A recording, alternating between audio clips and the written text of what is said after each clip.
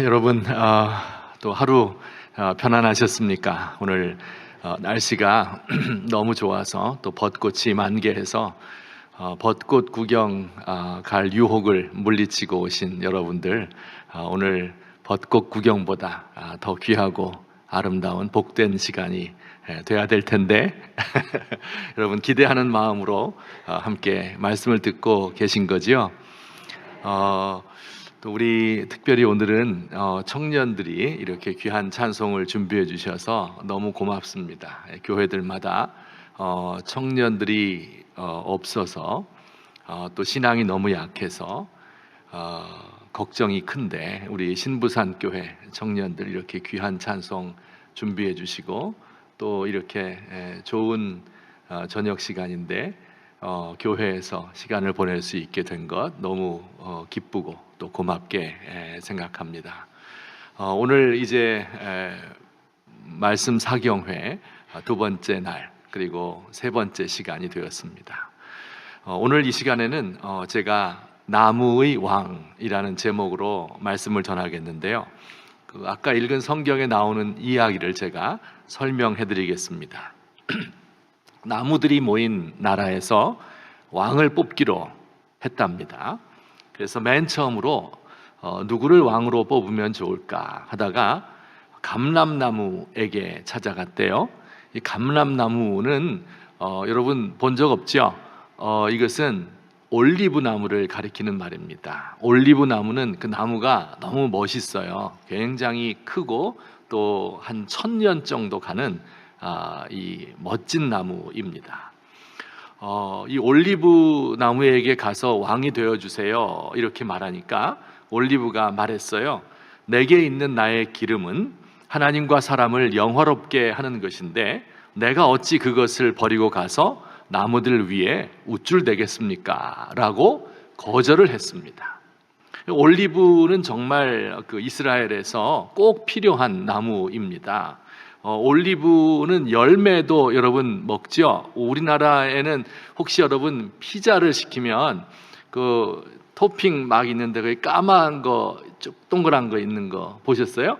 다 빼내고 먹고 막 그러죠. 그게 올리브예요. 굉장히 귀한 겁니다. 이 지중해 인근에서는 이 올리브가 마치 우리나라의 김치와 같은 이런 역할을 해서 절여서 먹기도 하고 날로 먹기도 하고 뭐 여러 요리를 해서 먹어요. 그리고 올리브에서 제일 중요한 것은 기름을 짜는 것이죠. 그래서 기름을 짜서 하나님께 향을 올려 바칠 때 이제 향불을 피워서 바치기도 하고요. 이제 불을 켜는 데 쓰는 거죠. 그리고 또 식용으로 쓰기도 하죠. 여러분들 집에서 어떤 기름 쓰세요? 어떤 기름, 뭐 면실류, 뭐 옥수수 기름 이런 거 쓰세요? 올리브 기름 쓰십니까? 예. 여기 좀 수준이 있네요. 여기 사시는 분들이 많이 모인 것 같아요. 요새 사시는 집에선 다 올리브 기름 씁니다. 또 이 올리브 기름은요, 화장용 기름으로 쓰입니다. 그래서 여러분이 이 중동 지역을 여행하다 보면 습도가 굉장히 낮거든요. 건조해요. 그래서 피부가 푸석푸석해지는데 비행기를 타든지 버스를 타든지 택시를 타든지 뭐든지 탈 것을 타게 되면요, 그 운전기사나 안내하시는 분이 손을 내밀라 그래서 여기다 뭘 따라줍니다. 그러면 이것을 비벼서 얼굴에 이렇게 묻히는 게 습관이에요. 이게 바로 올리브 기름의 용도입니다. 그러니까 하나님께 불을 밝혀드리기도 하고 또 사람을 빛나게도 만들고 이런 그 기름을 내는 것이기 때문에 나는 왕이 될 필요가 없어, 나는 왕이 되지 않겠소, 이렇게 거절을 한 것입니다. 두 번째 나무에 갔는데 두 번째는 무화과 나무에 갔습니다. 무화과 나무는 우리나라에서 잘 나지 않아요. 근데 최근에 조금 남쪽 지방에서 나기도 하는데 혹시 무화과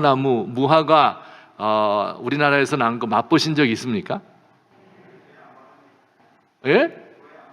교회 앞마당에 있어요?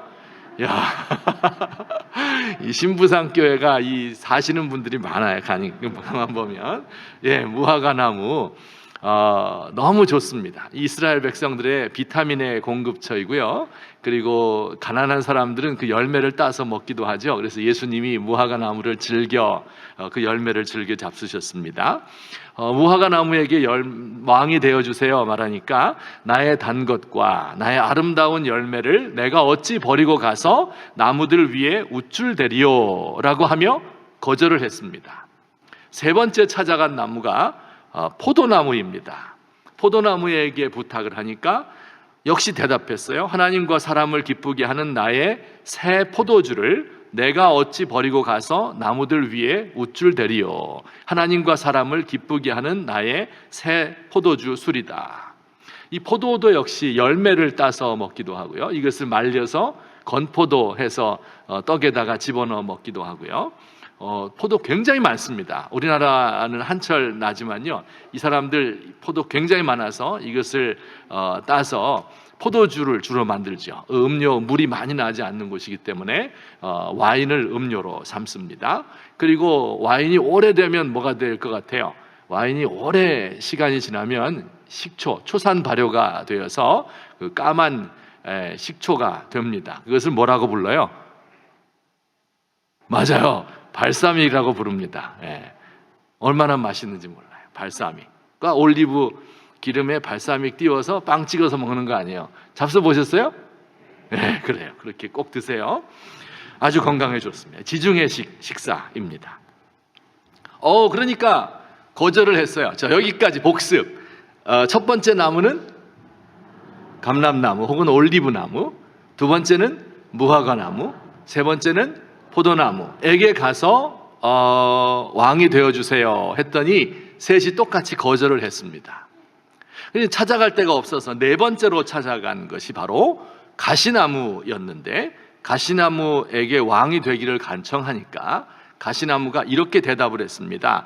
우리 9장 15절 우리가 아까 읽은 말씀인데요, 같이 한번 다시 읽어볼까요? 9장 15절 시작. 가시나무가 너희들에게 이르되 만일 너희가 참으로 내게 기름을 부어 너 위에 왕으로 삼겠거든 와서 내 그늘에 피하라. 그리하지 아니하면 불이 가시나무에서 나와서 레바논의 백향목을 사를 것이니라. 네, 이렇게 말했어요. 참으로 내게 기름을 부어 너희 위에 왕을 삼겠거든 와서 내 그늘에 피하라. 이렇게 말했어요. 그리하지 아니하면 불이 가시나무에서 나와서 레바논의 백향목을 사를 것이다. 약간 설명이 필요한 대목입니다. 이 가시나무는 어떤 나무인가 하면요, 우리가 왜 옛날에 어렸을 적에 산 위에 올라가면 제가 뛰어놀다 보면 이 큰 가시나무가 있어요. 이 삼각형 뿌리 가시가 돋친. 그래서 놀다 보면 살이 긁히기도 하고 또 옷이 찢어지기도 하고 그래서 이것을 가시 삼각형 된 걸 똑 따서 침 묻혀서 코에다 붙이고 코뿔 쏘다 이렇게 하며 다녔던 기억이 있는데, 그 가시나무가 아닙니다. 그건 우리나라 가시나무고요. 여기 이스라엘 땅의 가시나무는 여러분이 서부 영화, 서부극 보면 맨 마지막 장면에 주인공 보안관과 악당이 대결하는 장면 나오잖아요. 그러면 음악이 흐르고 그리고 바람이 불면 무언가 막 굴러다니는 거 있죠. 요새 서부 영화 하여튼 굴러다녀요. 그게 가시나무예요. 뭐냐면 가시덩굴입니다. 높이가 한 1m 정도밖에 안 되는 가시덩굴이에요. 건조한 지역에, 사막 지역에 널려있는 바짝 마른 덩굴을 가리킵니다. 가시나무에서 불이 나온다 하는 말은 무슨 뜻인가 하면요, 워낙 건조한 지역이잖아요.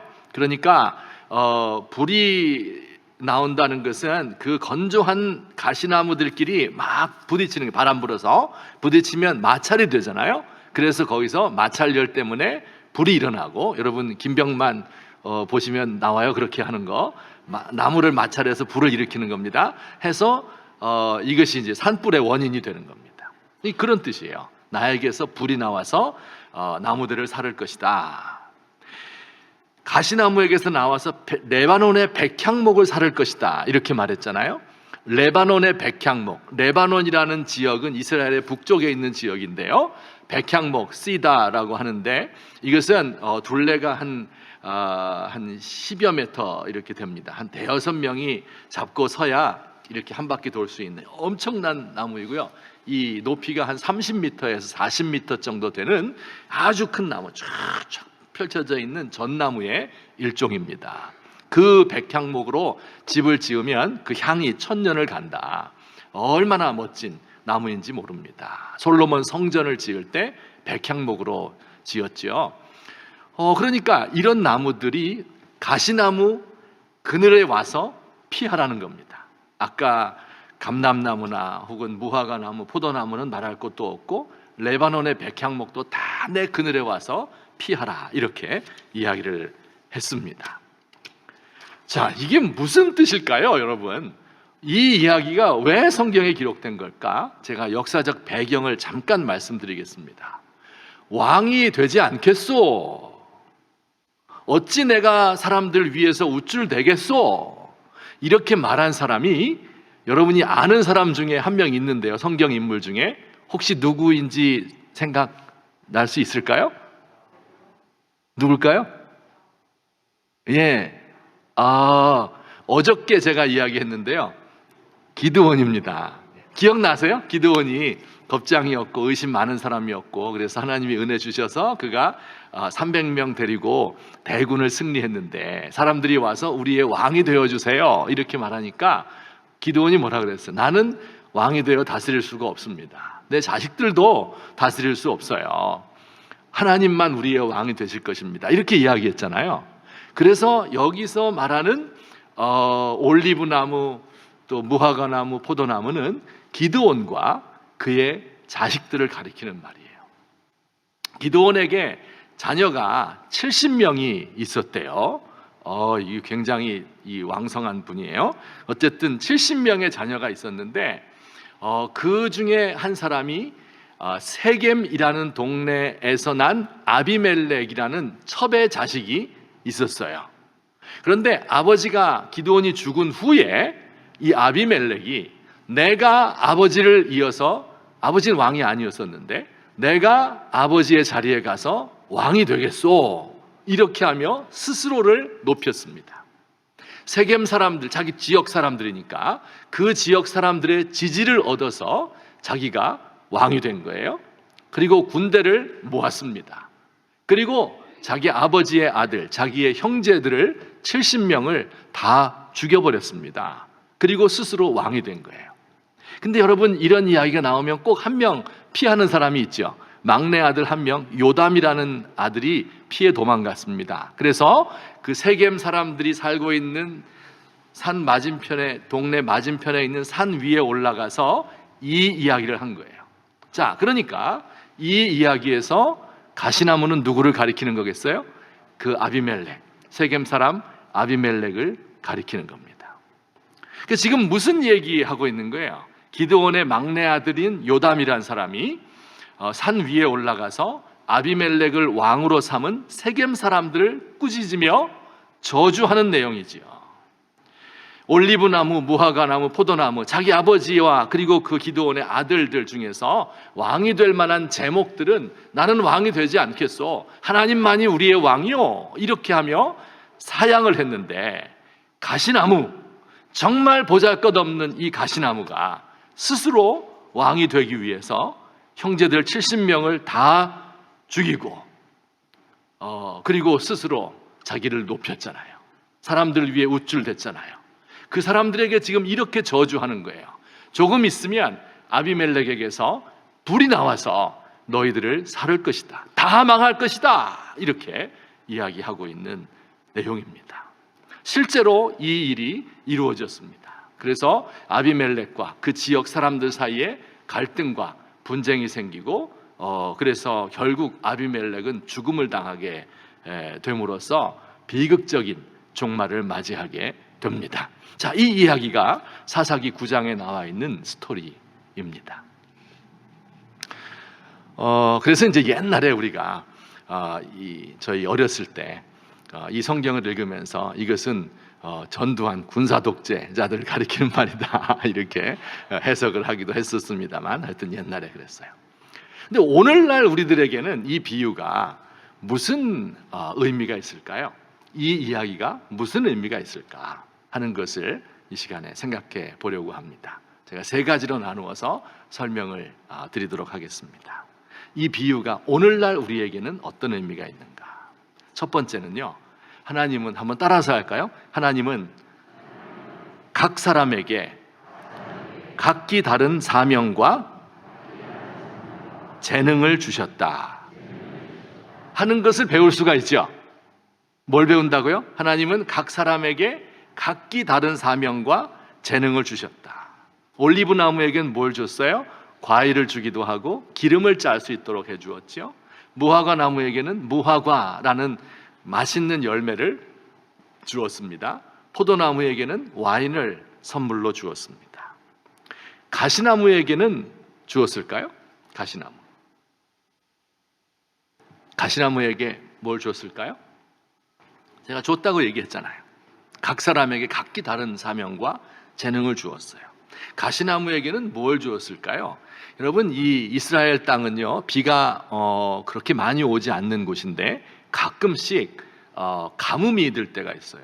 그러면 비가 보통 500mm에서 1000mm 정도, 우리나라의 반 정도밖에 안 내리는데 어떨 때는 500mm 이하로 더 내릴 때도 있어요. 그러니까 아주 가물어질 때가 있습니다. 자, 이 날이 가물어서 비가 오지 않게 되면 나무들이 말라 죽겠죠. 그런데 어떤 나무부터 말라 죽습니까? 잎이 넓은 나무부터 죽을까요? 잎이 작은 나무부터 죽을까요? 당연히 잎이 넓은 나무부터 죽겠죠. 그러니까 가물게 되면 포도나무가 제일 먼저 죽을 것 같아요. 잎이 넓으니까. 그 다음에 무화과나무, 그 다음에 올리브나무, 이런 순으로 나중에 침엽수가 남겠죠. 그런데 비가 계속해서 오지 않으면 그 나무들이 다 말라 죽는 거예요. 그런데 맨 마지막 최후까지 말라 죽지 않는 나무가 있으니 그게 무슨 나무일까요? 가시나무. 맞아요. 가시나무는 잎이 거의 없어요. 보이지 않습니다. 안 말라 죽습니다. 그래서 짐승들이 물을 찾고 또 먹을 풀을 찾다가 딴 게 다 말라버렸을 때 맨 마지막에 가시나무를 찾는 거예요. 그러면 그 안에 이만큼 수분이 있어요. 그래서 이것을 먹고 마시면서 그 가뭄을 견뎌나가는 거죠. 가시나무의 용도입니다. 세상에 의미 없는 나무는 하나도 없어요. 하나님께서 모든 나무에게 이처럼 각기 다른 사명과 재능을 주신 겁니다. 자, 여러분, 우리가 이 생각을 마음속에 꼭 가지고 있어야 돼요. 사람들, 나무들에게만 이렇게 한 것이 아니라 우리 모든 사람들을 하나님이 창조해서 이 땅에 내보낼 때 모든 사람들마다 각기 다른 사명과 그 사명을 이룰 수 있는 재능을 허락해 주셨습니다. 제가 한 번은 우리 이제 아들이 지금 대학생인데 고등학교 졸업을 해서 그 졸업식에 이제 가게 되었습니다. 그래서 좀 일찍 갔기 때문에 졸업장에 들어가기 전에 이제 공부한 곳 이 교실 둘러보지 않아요? 학교를 둘러봤어요. 제가 별 교육에 관심이 없어서 학교 처음 가봤어요, 그때. 그래서 이제 가보는데 이렇게 교무실 있는 현관으로 들어가서 교실도 둘러보고 이렇게 와서 강당에 내려가는데 그 교무실 들어가는 그 현관에 좀 넓잖아요. 거기에 게시판이 있는데 게시판에 큰 벽보를 붙여놓았어요. 전지 몇 장을 붙여놓았습니다. 그럼 뭘 붙여놓았는가 하고 자세히 가서 들여다봤더니 거기에 이번에 졸업생 중에서 서울대학교 간 아이들 이름, 몇 학년 몇 반 누구누구, 연세대학교 간 아이 이름 누구누구 몇 학년 몇 반, 고려대학교, 이런 식으로 쭉 그 대학을 나열을 했어요. 애들 이름을 거기다가 써놓았습니다. 그래서 아마 인서울에 있는 이 대학들 이름을 쭉 쓰고 거기에 이제 합격생 이름을 써놓은 것을 제가 보았습니다. 그걸 보는 순간 제 속에서 내가 우리 아들 3년 동안 가르친 학교, 고등학교 잘못 보냈구나, 그런 생각이 들었습니다. 무슨 뜻으로 거기다가 써놨을까요? 그걸 보는 졸업생 중에서 거기에 못 들어간 아이들, 아예 떨어진 아이들도 있잖아요. 또 이 대학 서열에 못 미치는 아이들 대학도 있을 거 아니에요. 그렇죠? 그 아이들은 그러면 그 학교 졸업생이 아닙니까? 제자들이 아니에요? 그 상위에 있는 학생들, 서울대학 가고 연세대학 가고 그 아이들은 그걸 보면서 무엇을 느낄까요? 나는 여기 이름도 없는 저 애들과는 다른 종류의 사람이다. 이런 오만한 생각이 자리 잡지 않겠습니까? 그런 것을 써붙일 수 있는 수준의 학교와 선생님들이라면 평소에 학생들을 대할 때도 그렇게 대하지 않았겠습니까? 너는 공부를 잘하니까 필요한 사람이고 우수한 사람이고 내 제자다. 너는 있으나 마나한 친구다. 우리 학교에 왜 들어왔니? 이런 마음을 가지고 우리 반 평균 까먹는 애지. 이런 생각 가지고 교육시키지 않았겠습니까? 이것이 아이들의 뇌리에, 의식 속에 차곡차곡 쌓여서 공부 좀 잘하는 아이들은 자신이 뭐가 된 것처럼 우쭐대고 그 명단에 들어가지 못한 학생들은 주눅이 들어서 일생 동안 열등감에 사로잡혀 살게 만드는 거 아닙니까? 여러분, 이것은요, 성경의 생각과는 너무나 차이가 있는 것입니다.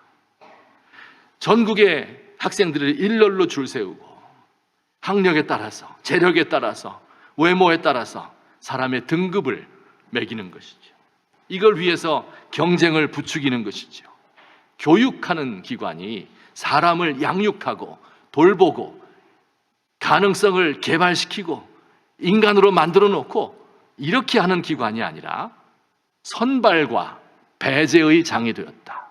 우수한 아이들을 선발해서 이 아이들은 대한민국을 먹여 살릴 수 있는 몇 퍼센트 안에 들어가는 아이이다. 배제, 이 아이들은 있으나 마나한 아이들이다. 이것이 우리의 교육의 본질이 되어버리지 않았는가. 얼마나 비성경적이고 얼마나 비인간적이고 우리 세상을 살기 힘들게 만드는 하나님의 뜻과는 거리가 전혀 먼 이와 같은 교육의 현실을 제가 눈으로 보았습니다. 성경은 우리에게 말씀합니다. 히브리서 12장 9절 말씀, 모든 영의 아버지, 모든 영의 아버지시다. 아버지께서 한 사람 한 사람 그 영혼을 소중히 여기시고 그들의 아버지가 되어서 한 사람 한 사람을 돌보시고 그 한 사람 한 사람을 위해서 사명을 주시고 그에게 합당한 재능을 주신 분이다. 여러분, 잉여라는 표현이 있죠. 잉여, 이건 남는다 그런 뜻이에요. 잉여 농산물, 그럼 무슨 뜻입니까? 농사를 너무 많이 져가지고 400만 톤이 필요한데 500만 톤을 지은 거예요. 그럼 100만 톤이 남잖아요. 이것 때문에 쌀값이 떨어지고 이러잖아요. 잉여가 되는 거. 핸드폰을 100만 대 만들어야 되는데 200만 대 생산하면 잉여가 돼서 이게 이제 산업의 문제가 되는 거예요. 그렇죠? 근데 생산품만 잉여가 있는 게 아니라 생산자가 잉여일 때, 사람이 잉여가 됐을 때 이게 어떻게 되겠는가? 청년 고용률이 40%, 나머지는 비고용 상태인 것이지요. 이거 우리나라예요. 그러니까 포기하는 거예요. 연애를 포기하고, 결혼을 포기하고, 출산을 포기하고, 인생을 포기하고, 인간관계를 포기하는 이런 시대가, 우리의 시대가 되어버리고 말았습니다. 다 불행해지는 거예요. 그러면 위에 있는 사람은 행복할 것이다. 천만의 말씀이에요. 인간의 행복이 그런 데서 우리에게 주어지지 않습니다. 오늘 이 말씀을 우리 마음에 꼭 기억했으면 좋겠어요. 여러분이 자녀들을 바라볼 때요, 이 모든 문제는 가정에서 시작되는 거예요. 세상이 아무리 그런 생각을 가지고 있다고 해도 내 가정에 2명의 아이가 있고 3명의 아이가 있는데 그 아이들 공부 잘한다고 해서, 외모가 뛰어나다고 해서, 반장한다고 해서 차별 대우하는 거, 여기서부터 모든 인생의 문제가 시작되는 겁니다. 우리 교회에서 자라나고 있는 중고등학생들, 초등학생들, 그 아이들을 볼 때 하나님이 지으신 가장 고귀한 인격이다. 하나님의 형상이다. 이 아이가 자라서 어떻게 될지 아무도 모른다. 이 생각을 가지면서 정말 우리 주님께서 우리에게 주신 사명이 무엇일까? 이 아이에게 맞는 재능은 무엇일까? 이것을 찾아 나서는 것, 이것이 우리의 교육이 되어야 할 줄로 믿습니다. 자, 두 번째, 이 비유의 의미 두 번째입니다. 우리 또 따라서 할까요? 우리의 사명은 하나님과 사람을 기쁘게 하는 것이다. 그렇죠? 아까 읽은 말씀 가운데 보니까 올리브 나무가 이렇게 대답했어요. 나의 기름은 하나님과 사람을 영화롭게 하는 겁니다. 이렇게. 포도나무 대답했어요. 나는 내 이 포도주는 하나님과 사람을 기쁘게 만들어 줍니다. 이렇게 이야기를 했어요. 여기 하나님을 기쁘시게 하고 사람을 기쁘게 한다. 하나님을 영화롭게 하고 사람을 영화롭게 한다. 이렇게 돼 있어요. 이것은 굉장히 율법의 두 축이죠. 우리 예수님 말씀에 율법이 이렇게 성경이 두꺼운데 그 중에 요약하면 뭐겠습니까? 둘로 요약했죠. 하나는 내 마음을 다하고 뜻을 다하고 힘을 다하여 내 하나님을 사랑하여라. 두 번째는 내 이웃을 내 몸과 같이 사랑하여라. 이렇게 두 가지로 이야기했는데 오늘 여기서도 하나님과 사람을 기쁘게 하는 것이다. 자, 그런데 하나님과 사람을 기쁘게 한다. 이 둘의 관계, 하나님을 기쁘게 하는 것과 사람을 기쁘게 하는 것의 관계는 어떨까요? 어느 게 더 우선일까요? 하나님을 기쁘게 하는 게 먼저일까요? 사람을 기쁘게 하는 게 먼저일까요? 네, 여러분 잘 배웠어요. 하나님을 기쁘시게 하는 게 1번, 그 다음에 이웃을, 사람을 사랑하는 게 2번이에요. 그런데 더 놀라운 사실은요, 하나님을 기쁘게 하는 방법이 사람을 기쁘게 하는 거예요. 요거 이해 잘 안 되시죠? 제가 예를 들어 설명을 해드릴게요. 자, 팔순잔치 날이 되었어요. 이 부모님이 자식들을 잘 키웠어요. 그래서 첫째 아들은 고위 공직자이고요, 차관급이고, 그리고 둘째 아들은 기업가, 대기업의 CEO입니다. 그러니 뭐 연봉 막 수십억 되고 엄청 잘 사는 이 두 아들이에요. 아버지 팔순이니까 어떻게 했겠어요? 대형 호텔 제일 좋은 거 빌려서, 크리스탈 볼룸 빌려서 거기서 이제 팔순 잔치를 하는 겁니다. 꽃을 그냥 막 갖다가 해놓고 뭐 화려하게 장식을 해놓고요, 유재석 불러서 사회 보라 그러고요, 태진아 장윤정 밴드 불러가지고 노래 부르라 그러고요, 20만 원짜리 스테이크 다 썰도록 하고요, 막 사람들이 선물 화환 보내는데 그냥 쫙 늘어서 있는 거예요. 사람들이 전부 높은 사람들이 와가지고 와서 인사하고 축하합니다 하고 선물 드리고 돈 봉투 주고 뭐 엄청 좋습니다. 그 이제 식사 다 한 뒤에 절하는 시간이 되었어요. 그래서 첫째 아들 내외와 또 손자들과 다 와서 절을 하는데 누가 보아도 행복한 그런 가정입니다. 근데 이 아버지 어머니의 얼굴이 밝지가 않아요. 얼굴이 어두워. 그래서 어쨌든 막 노래하고 흥겹게 막 사람 다 좋아하는데 어두워. 그래서 보다 못한 큰아들이 와서 어머니 아버지 오늘은 기쁜 날이고 손님들 이렇게 많이 왔으니까 좀 밝은 얼굴로 손님들 맞이해 주시면 좋겠습니다. 그래, 내가 그렇게 할게. 얼굴이 조금 밝아지는 듯 했는데 조금 있다 또 어두워졌습니다. 이렇게 잔치가 다 마쳤습니다. 그리고 부모님이 아들 둘을 불렀습니다. 그리고 그 아들에게 당부했습니다. 얘들아, 막내 찾아와라. 이렇게 이야기해요. 늦둥이가 있는데 그 형들은 다 성공해서 잘 나가는데 얘는 아버지 돈 갖다가 말아먹고 몇 번 사업에 실패하고 가족들과 인연을 끊은 거예요. 어디서 살고 있는지 죽었는지 뭐 하고 있는지 모르는 겁니다. 여러분, 팔순잔치 사람들 다 와서 절하고 인사하고 아들들이 와서 절하고 이게 부모의 마음에 기쁨이 없는 거예요. 왜? 이 부모의 마음은 어디가 있어요? 막내 아들에게 가 있는 거예요. 부모님을 가장 기쁘게 해드리는 일이 뭐예요? 막내 아들 찾아오는 것. 이게 하나님을 기쁘게 하는 방법이 사람을 기쁘게 하는 것이다 하는 말의 뜻입니다. 자, 이해되셨습니까? 여러분이 하나님을 사랑한다 하며 와서 예배하는 것 좋습니다. 그러나 예수님 말씀에 따르면 너에게 원망 들을 만한 일이 있는 줄 생각나고 누가 나를 원망하는 것 같아 뒤에 대고 그러면 예물을 제단 앞에 두고 먼저 가서 형제와 화목하고 그 후에 와서 예물 드려라. 그럼 내가 받겠다. 이렇게 말씀하셨어요. 팔순잔치 아버지 심정과 똑같습니다. 부모의 심정 다 그런 거예요.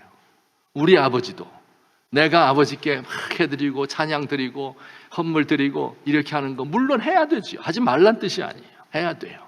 그런데 아버지의 마음은 다른 곳에 가 있다.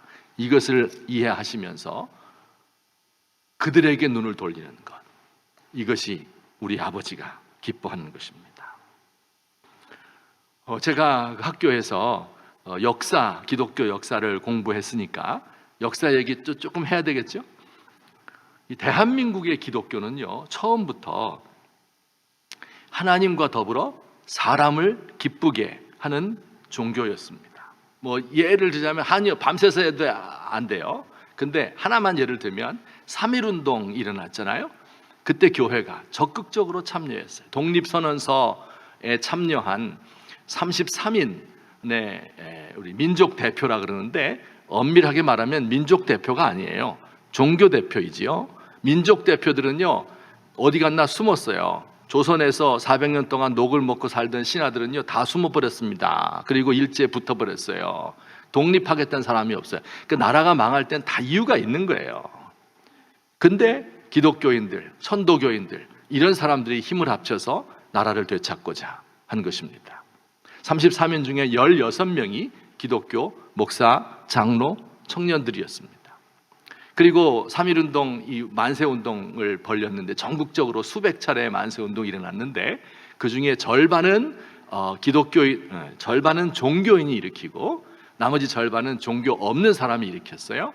근데 종교인이 일으킨 만세운동 중에서 그 절반이 기독교인이에요. 그러니까 한 4분의 1 정도가 기독교인이 일으켰고요. 감옥 간 사람은 한 절반 정도가 기독교인입니다. 이 3.1운동을 일으켰고 이것이 언뜻 보면 실패를 했잖아요. 독립을 못했으니까. 하지만 그 3.1운동의 정신을 이어받아서 3.1운동 한 달 정도 후에 상해 임시정부가 조직이 되었습니다. 그 임시정부의 정신이 3.1운동의 정신을 이어받은 거예요. 그래서 우리나라 대한민국 헌법에 3.1운동과 대한민국 임시정부 4.19 그 정신을 이어받는다 이렇게 되어 있지 않습니까? 그 3.1운동과 대한민국 임시정부의 생각이 같은 거예요. 어떤 생각입니까? 독립을 해야 된다. 우리나라가 자주 독립국이다 하는 게 너무 당연하고요. 그 중에 1번이고 그 다음에 두 번째가 민권운동이에요. 그동안에 나라가 4가지의 신분으로 나누어져 있었잖아요. 양반이 있고 중인이 있고 상민이 있고 천민이 있고 이랬잖아요. 그런데 기독교가 들어오면서 민권 사상이 싹트게 된 거예요. 천민들도 다 하나님의 백성이다. 모든 사람이 하나님 앞에서 공평하다. 이게 민주공화국의 기초입니다. 대한민국은 민주공화국이다. 대한민국 헌법 제1조거든요. 이게 어디서 온 거예요? 상해 임시정부에서 온 거고 상해 임시정부는 3.1운동의 정신에서 온 것이고 3.1운동은 기독교 정신에서 온 것입니다. 이 기독교가 우리 예수 믿는 사람이 우리가 그냥 교회 나와서 예수 믿고 만 것이 아니라니까요. 우리 민족 지금까지 이렇게 민주화가 되고 발전한 그 근본적인 이 동력 가운데 기독교가 자리 잡고 있는 것입니다. 그리고 우리 자부심을 가지고 있어야 돼요. 이게 우리의 기독교였어요. 가장 낮은 사람과 가장 천한 사람과 당시에는 여성들이 또 천했거든요. 여성운동, 이것이 민권운동의 핵심 중에 하나였거든요. 이것이 다 기독교에서부터 시작된 겁니다. 지금의 대한민국을 이룬 정신적인 사상적인 원동력, 이것이 기독교입니다. 자, 그런데 그때부터 100여 년이 지난 지금에 와서 우리 기독교가 소위 말해서 공공성을 잃어버렸다, 이런 표현을 씁니다. 어려운 표현이에요. 제가 설명해 드릴게요. 약간 졸립죠? 이렇게 막 강의하려고 그러니까. 교수님 모셨으니까 또 강의 들어야 되는데 약간 졸린데, 제가 얘기 하나 해드릴게요. 이 낙타가 말이에요. 그 새끼 낙타가 엄마에게 물었습니다. 엄마, 우린 왜 이렇게 눈썹이 못생겼어요? 낙타 눈썹 여러분 찾아보세요. 이 눈썹이 못생겼어요. 굵고 막 툭 튀어나왔어요. 눈을 이렇게 가리고 있어요. 엄마가 대답했습니다. 야, 그것은 우리가 사막을 여행하려면 모래바람이 시속 80km로 막 불어대는데 모래, 돌 막 이런 게 날라와. 그런데 이 눈썹이 우리를 다 가려주기 때문에, 눈을 가려주기 때문에 눈을 뜨고, 그 모래바람 속에서도 눈을 뜨고 사막을 횡단할 수 있다, 이렇게 말해 주었어요. 와, 멋지다. 엄마, 그런데 왜 우리는 이렇게 발굽이 못생겼어요? 이 말 있잖아요. 말은 이렇게 쫙 뻗었잖아요. 이거 발굽이 멋지거든요. 근데 낙타는 발굽이 뭉툭합니다. 두껍고 못났어요. 열등감 가지고 있었던 거죠. 그랬더니 엄마가 대답했습니다. 그것은 말이야, 사막을 여행하려면 모래 온도가 수백 도야.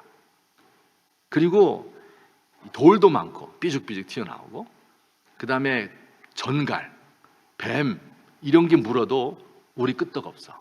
워낙 발이 튼튼하기 때문에. 그런가요? 이 새끼 낙타가 너무 감격했습니다. 세 번째 질문은 뭐겠어요? 근데 엄마, 우리 등에 이거 뭐 매달고 있는 거야? 이게 너무 못생겼잖아요. 말은 그냥 쫙 빠져가지고 갈기를 휘날리면서 막 넓적다리 막 하면서 달릴 때 보면 너무 멋있잖아요. 근데 낙타는 진짜 못생겼거든요. 등에 또 혹이 났거든요. 엄마가 대답했어요. 이거야말로 신이 우리에게 주신 최고의 선물이다. 이 안에 양분과 수분이 들어있어서 열흘 동안 먹지도 않고 마시지도 않아도 사막을 횡단할 수 있다. 이야, 진짜 멋진 짐승이에요. 이 낙타가요, 보통 한 마리에 1억 정도 합니다. 좋은 건 2억 정도 가요. 사막의 벤츠라고 그럽니다. 이거 한 마리 있으면은 부자예요. 옛날에도 그랬고 지금도 그렇습니다. 마지막으로 새끼 낙타가 엄마에게 말했어요. 엄마, 그런데 우린 지금 동물원에서 뭐 하고 있는 거야? 아니, 사막을 달려야 되잖아요. 예? 그래야 모래바람을 눈썹이 막아주고 뱀도 물어도 끄떡없고 정갈이 달려들어도 괜찮고 열흘 동안 안 마시고 안 먹어도 괜찮은 게 무엇 때문에? 사막을 달리라고. 사막에서 살도록 돼 있는데 동물원에서 지금 뭐 하고 있는 겁니까? 제가 이 이야기를 들으면서 혹시 이게 우리 한국의 교회를 말하고 있는 거 아닌가, 그런 생각이 들었습니다. 교회 안에서는 좋은 신자예요. 헌금도 잘 내요. 봉사도 해요. 순장도 열심히 해요. 다 좋은데 찬양도 잘해요. 그런데 세상에 나가야 되거든요.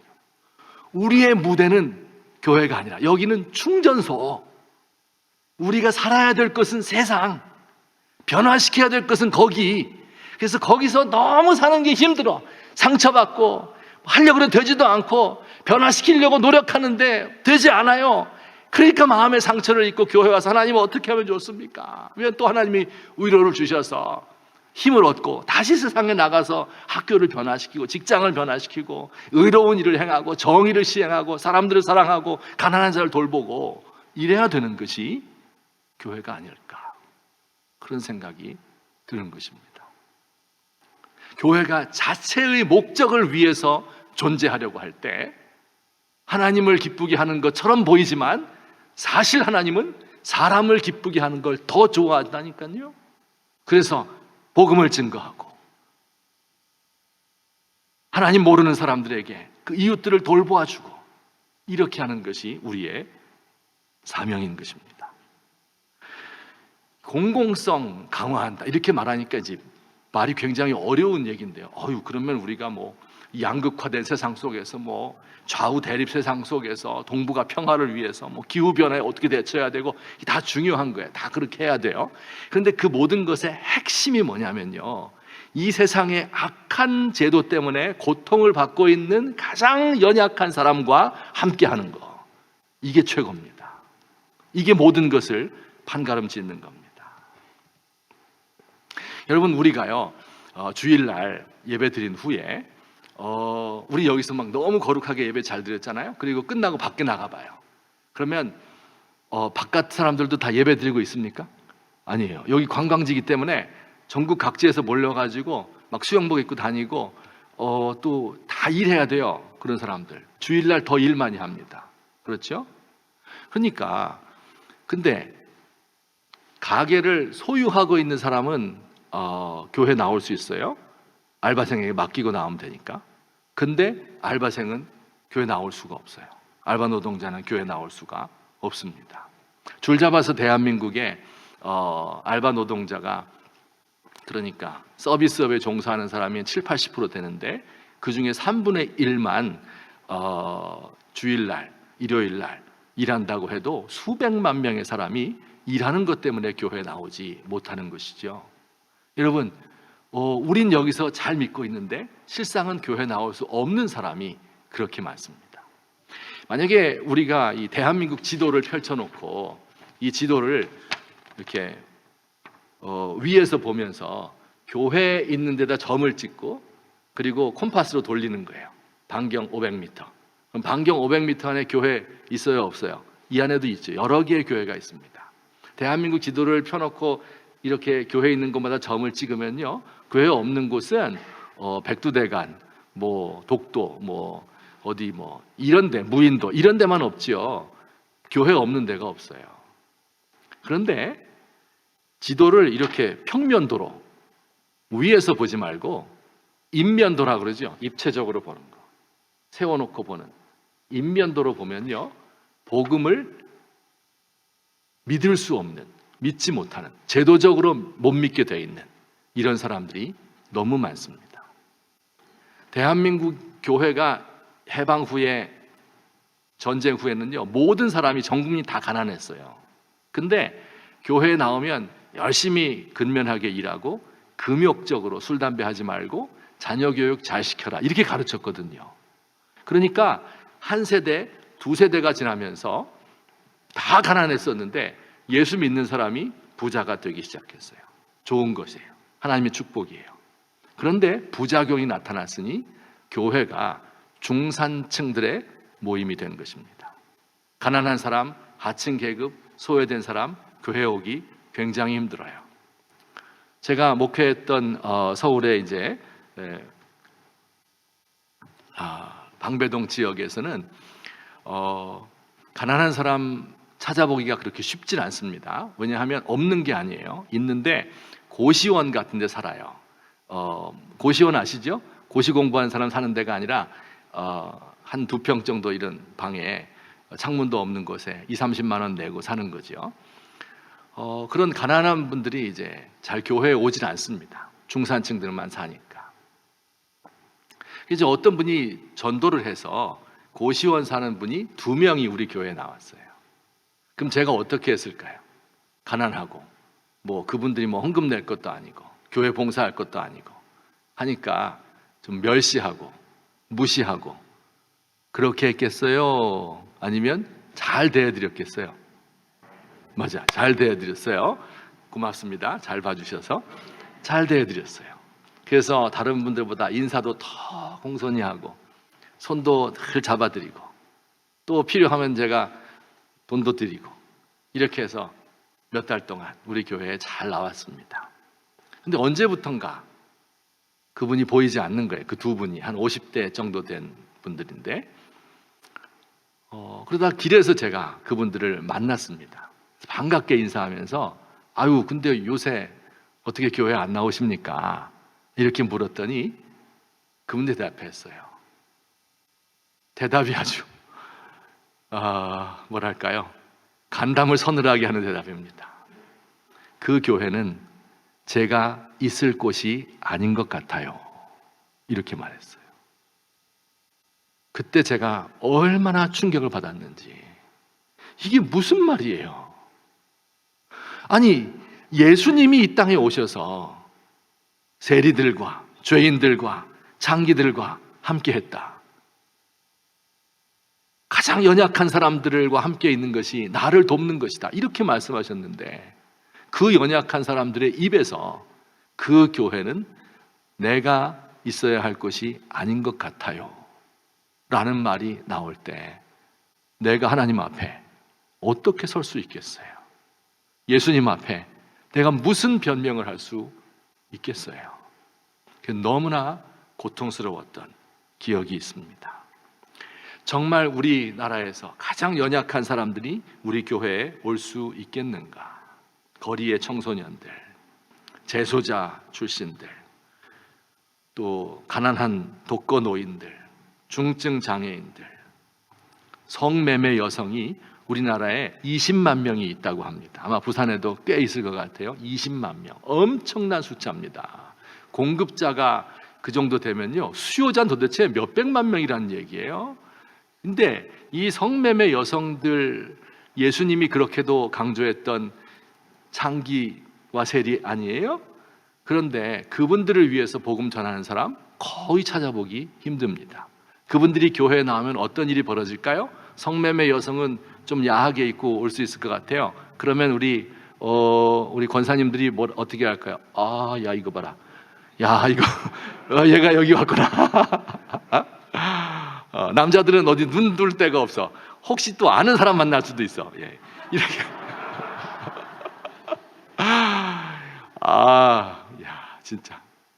이거는 이 교회가 말이죠. 굉장히 멀리 가 있는 거예요. 예수님이 원래 세우려고 했던 그 교회와 또 한국에서 최초에 세워졌던 그 교회와 지금 우리의 교회의 모습이 너무나 많이 달라져 있다 하는 것을 저는 확실하게 실감하고 느끼고 있습니다. 우리 꼭 기억해야 됩니다. 우리의 사명은 하나님과 사람을 기쁘게 하는 것인데 하나님을 기쁘게 하는 방식은 심지어 유일한 방식은 사람을 기쁘게 하는 거다. 우리에게 주신 사명이 무엇일까? 우리 신부산교회에 주신 사명이 무엇일까? 우리끼리 예수 믿고 잘 믿고 이것도 중요해요. 꼭 그렇게 하셔야 돼요. 자녀들 키우고 다 중요한 거예요. 근데 우리 예수님은 더 중요한 것을 복음 증거를 이야기한 거예요. 세상에 나가는 겁니다.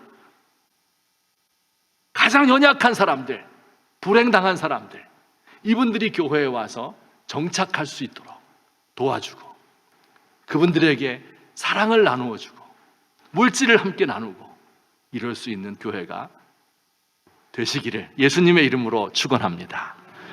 성도들 한 사람 한 사람이 그렇게 돼야 돼요. 직장에 가서 예컨대 점심시간이 되었어요.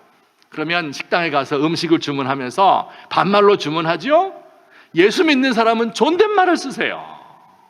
친절하게 대하시고 너무 잘 먹었습니다. 고마워요. 돈 10,000원 내고서 나한테 이런 밥상 누가 차려줘요? 정말 잘 먹었습니다. 고맙습니다. 돈 10,000원 쥐어주고. 이게 예수 믿는 사람이 해야 될 일입니다. 사람들을 사랑하는 거예요. 외국인 근로자들 있는 직장에 나가잖아요. 막 욕하잖아요. 그들을 부를 때 야 임마 이렇게 부르잖아요. 그 예수 믿는 사람은 그렇게 하면 안 돼요. 하나님의 형상들 고귀한 사람이에요. 존댓말 써드리고 친절하게 대해드리고 이렇게 하는 거, 사람을 사랑하는 거예요. 이게 복음 전하는 방법이고 유일한 방법입니다. 그런 복음이 아닌데 뭐하러 교회 나오겠어요? 그분들이 우리의 사랑을 통해서 우리의 선한 행실을 통해서 복음이 증거되는 줄 믿으시기를 주의 이름으로 축원합니다. 자, 이제 시간이 많이 가서 마지막 한 가지 더 이 비유의 의미를 말씀드리겠습니다. 이 비유를 통해서 우리는 사명을 발견한 사람의 태도와 그 마음가짐에 대해서 배울 수가 있습니다. 여러분 가만히 보면요, 이 왕이 되어달라고 올리브 나무한테 가서 말하니까 아이고 나 같은 사람이 어떻게 해요? 난 못해요. 이렇게 말한 게 아니에요. 잘 보시면 내 사명은 하나님과 사람을 영화롭게 하는데 내가 그걸 버리고 뭐하러 거기 가서 남 위에 우쭐대겠어? 이렇게 말하는 거죠. 이해되십니까? 자부심으로 가득한 거예요. 내가 누구다. 하나님이 나를 이 땅에 왜 보내셨다. 내 사명은 이거다. 나에게 주신 재능은 이거다 하는 것을 분명히 알고 있는 태도입니다. 주눅 들어서 하는 게 아니에요. 그러면서도 겸손하죠. 다른 사람 위에 올라가서 할 필요가 없는 거예요. 나의 단 것, 이 아름다운 실과를 버리고 내가 어찌 사람 나무들 위에 우쭐댈 필요가 없죠. 나의 세술, 하나님과 사람을 기쁘게 하는 것인데 이걸 버릴 이유가 없는 겁니다. 여러분, 이것이 이들이 가지고 있는 자부심 한편으로는, 다른 한편으로는 겸손, 이 두 가지가 같이 가는 거예요. 사명을 발견한 사람은 자부심으로 가득하면서 겸손한 겁니다. 사명을 못 발견한 사람은 어때요? 그 반대입니다. 비굴하면서 남 위에 올라서기를 좋아하는 사람이에요. 이런 사람은 자기 사명이 무엇인지를 모르는 사람들입니다. 이제 이번에 이제 선거를 치르면서 한 가지 이제 중요한 그 사실을 발견하게 되었습니다. 그게 뭐냐면 바로 우리 이대남의 재발견입니다. 그러니까 그동안은 이대남이 뭐 선거도 잘, 투표도 얻을 때는 잘 안 하고 놀러 가고 그다음에 다 분산이 되고 막 이래 가지고 그런 사람들에게 원래 신경을 안 쓰거든요. 그런데 이번에 이제 신경을 쓰게 됐어요. 이들에 의해서 당락이 좌우되는 일이 벌어지게 된 겁니다. 저는 이것을 너무 기쁘게 생각해요. 제가 이대남을 가르치고 있는 사람이잖아요, 학교에서. 제가 늘 이것 때문에 왜 이들이 이렇게 역사의 전면에 나서지 못하는 것일까, 이걸 이제 안타까워했는데 이번에 딱 나섰거든요. 그래서 너무 격하게 좋아하고 환영합니다. 그러나 한편 잘 생각해 보면 이게 다른 사람이 만들어 놓은 틀에 의해서 끌려간 거예요. 내가 주체적으로 판단한 것이 아니라 남이 만들어 놓은 데서 놓은 것처럼 보여요. 그래서 아쉽다. 이 두 가지 생각을 가지게 되었습니다. 그래서 기왕 이렇게 역사의 전면에 등장했으니만큼 이제는 주체성을 가지고, 그렇죠? 이 주체성이라고 하는 것은 내가 어떤 사람인가, 내가 무엇을 해야 되는가 하는 것을 하나님 앞에서 발견을 하고, 그리고 우리 민족과 역사 앞에서 내가 이런 일을 하고 싶다, 이것을 가지고 있는 사람을 주체성이 있다, 이렇게 이야기를 하는 것입니다. 옛날에 일제시대 때도, 일제강점기 때도 청년들이 주도했어요. 모든 독립운동을. 민주화 시대 때도 청년들이 주도했어요. 전쟁이 났을 때 청년들이 나라를 지켰습니다. 복음화를 위해서 청년들이 헌신했어요. 그렇게 힘들고 어려웠던 시기에도 20대 청년들이 이 나라에, 우리 민족의 주체가 되어서 앞장서서 이 일을 감당했습니다. 그렇게 될 때 모든 불만이 사라지는 겁니다. 지금 우리 부모님들 착각하고 있는 게요, 젊은이들을 위해서 우리가 해준 게 저도 마찬가지, 해준 게 뭐예요? 열심히 공부시키고 그 다음에 내가 좀 돈 좀 모아가지고 집 하나 남겨주면 그럼 얘 먹고 살겠지, 그럼 행복할 거다, 이렇게 생각하잖아요. 천만의 말씀이에요. 사람은 그렇게 행복해지지 않습니다. 여기 있잖아요. 내 사명이 무엇이고 내가 우리 민족을 위해서, 이 사회를 위해서 무슨 역할을 감당하고 무슨 기여를 하고 있는가 하는 것을 알게 될 때, 그때 비로소 삶의 목적과 의미가 충만해지고, 그럴 때 그 삶이 꽉 찬 삶이 되는 것입니다. 자부심 한편으로는 겸손한 사명을 가진 사람으로 거듭나게 되셨으면 좋겠습니다. 제가 마지막으로 이야기 하나 해드리고 설교를 마치도록 하겠습니다. 꽤 오래전에 있었던 일인데, 제가 이제 대학에 입학, 저도 20대 때가 있었거든요. 대학에 이제 입학을 했어요. 근데 한 몇 달 지나서 우리 이제 고등학교 내 동기 같이 졸업한 동기 4명 남자 학교였었는데 4명과 그 다음에 이제 여자 학교 같은 학교 출신 4명 이렇게 4명이 모여서 동아리를 만들었어요. 그 옛날에는 동아리라고 안 하고 서클이라 그랬어요. 그 서클을 만들었습니다. 8명이. 왜 만들었을까요? 공부하기 위한 모임이라는 미명하에 하여튼 뭐 공부 조금 하고 딴 거 하고 놀았어요. 그래서 이제 공부도 안 한 건 아닙니다. 책 좀 읽고 그다음에 이제 뭐 했는데 하다 보니까 이제 좀 돈이 많이 들잖아요. 이 모여서 8명이 놀려니까. 그래서 우리 다 가난하고 어려웠었는데 그래서 그러지 말고 돌아가면서 자기 집에서 이제 모임을 갖자. 그렇게 이제 이야기를 했어요.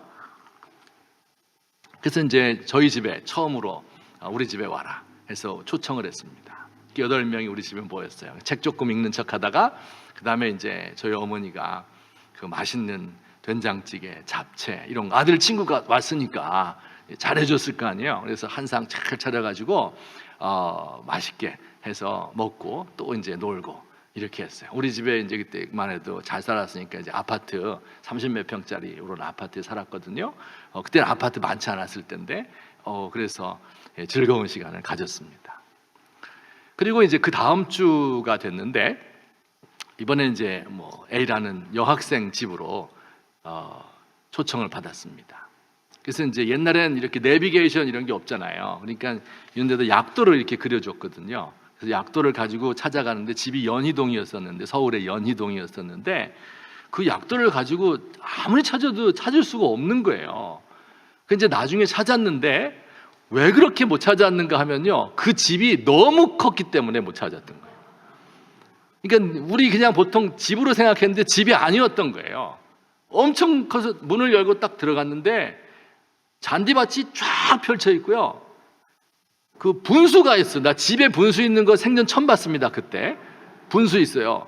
그리고 한 정말 100m는 가야지 그 집이 나와요. 그걸 들어갔습니다. 들어갔는데 이 카페트가 아이보리색 카페트가 쫙 깔려 있는 거예요. 카페트라는 거는 그때 처음 봤습니다. 처음 본 게 많아요. 그날 카페트 쫙 깔려 있어요. 그리고 소파 있는데 막 으리으리한 집입니다. 야, 이건 뭐 하는 집이야 이게 하고 보니까 이 벽에 장식장이 있는데 거기에 이 칼이 3자루가 딱 있는 거예요. 큰 칼이요. 그리고 총도 2자루 있어요.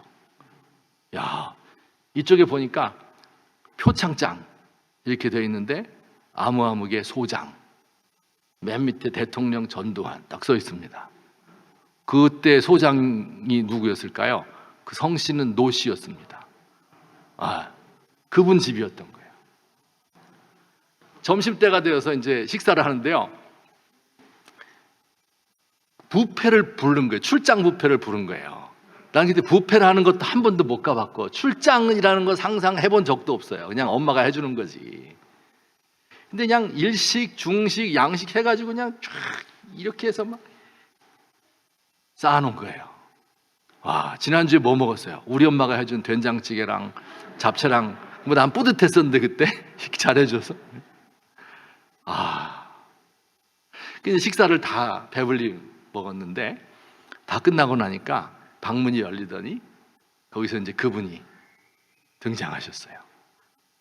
키가 크고 잘생기고 귀가 이렇게 크시고 인자로운 그분이 지금 이제 작고 하셨죠. 얼마 전에 한 손에는 이 지금은 내가 보니까 샴페인이에요. 그게 샴페인 병을 들고 여기 이제 글라스를 들고 나타났어요.